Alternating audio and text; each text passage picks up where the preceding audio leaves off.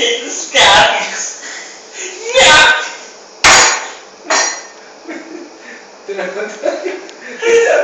Tinatakot pa kasi lumit eh. Ano tawag mo sa mechanics?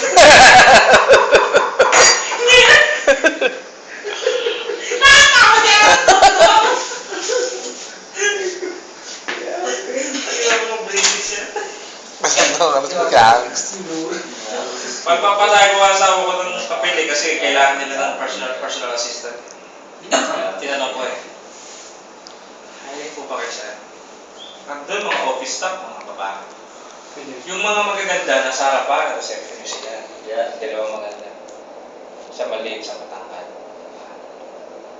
Yung mga pumapasok na tsaka, nasa loob, sa opisina. Tapos tinanong ko yung isang engineer doon. Sir, mawalang gano'n. Hiring po ba kayo dito ng babae? Office staff, secretary. Utay, pagpasahin mo, kailangan nila mo sa office. Kaya sabi ko sa ako, pasa na kami. Mechanics, yung labas mo. Ano ito, Venus Calyx? Tag-ina mo, magpupuro Tagalog, ikrailit.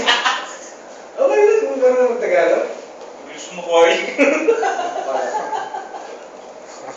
Pero mo talaga, kung dito na talaga mapapasakay kita.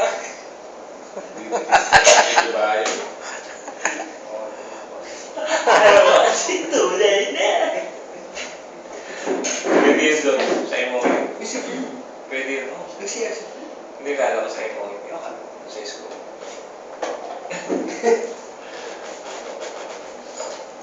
Mechanics. Tanong ko rin. Ay, hindi mo ba? Oo, okay. Masyadong fluid. British kasi.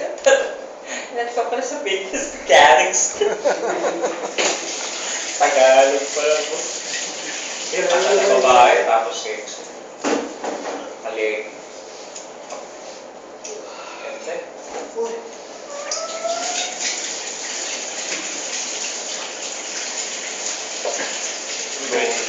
Ganda. Join me. Join me. Kala ko dinner. Lunch. Diba? 3 pala gagawin. Mga makina, yung mga pang vacuum ng mga tubig kasi underwater ano sila eh.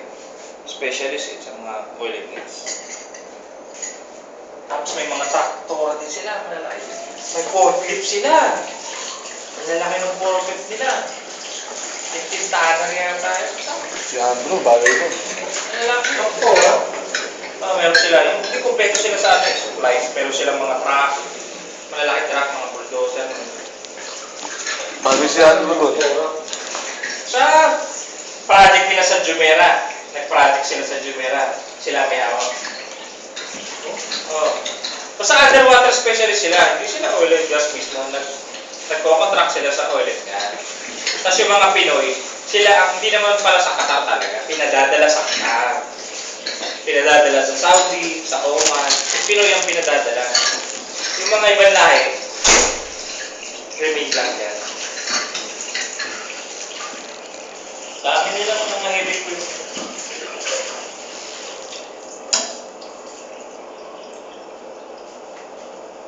Tapos karamihan ng mga motor ang inaayos. Motor ang pinayos sa akin. Mga pulley, tatanggalin yung pulley. Tapos tinanong ka, paano tatanggalin yung pulley? Para natatanggal ng bearing. Pinular ko. Tapos itatapat mo dun sa pinaka, tapos may belt. Pinapalay sa'yo. Sa loob ng makina. Nagagalit.